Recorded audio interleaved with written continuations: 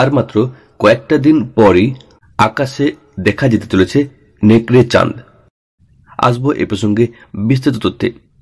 তার আগে করবো ছোট্ট একটি রিকোয়েস্ট, চ্যানেলটি সাবস্ক্রাইব করে রাখার এবং নোটিফিকেশন বেল আইকনের অল নোটিফিকেশন অন করে রাখার।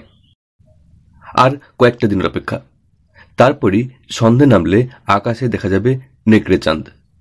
ঠান্ডা গায়ে মেখেই এই চাঁদ উঠবে আকাশের বুকে, যা সারা বিশ্বের মানুষ দেখতে পাবেন ঠিকই, তবে ভারতে এই চাঁদকে সামনে রেখেই শুরু হবে এক মহামিলন পর্ব, যা বিশ্বের দরবারে সবচেয়ে বড় মহামিলন বলে পরিচিত। আগামী 13ই জানুয়ারি পূর্ণিমা। ওই দিনই আকাশে দেখা যেতে চলেছে পূর্ণচন্দ্র, যাকে পাশ্চাত্যে বলা হয় নেকড়ে চাঁদ। কেন নেকড়ে চাঁদ? আমেরিকায় বরফাবৃত কনকনে শীতের দিনে রাত নামলে গ্রামাঞ্চলে শোনা যায় নেকড়ের পালের সমবেত ডাক।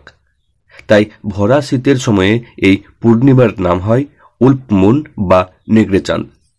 অনেক অবশ্য একে বুড়ো চাঁদ বলেও ডেকে থাকেন।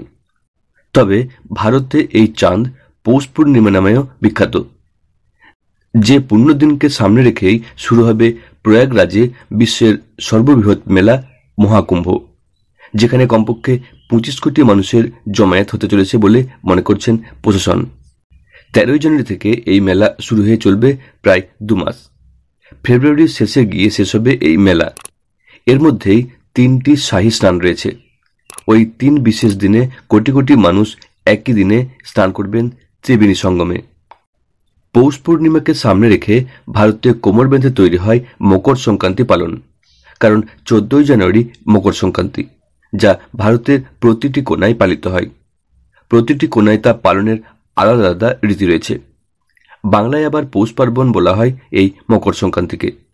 সে সময় গোটা বাংলা মেতে ওঠে পিঠে পুলির আনন্দে।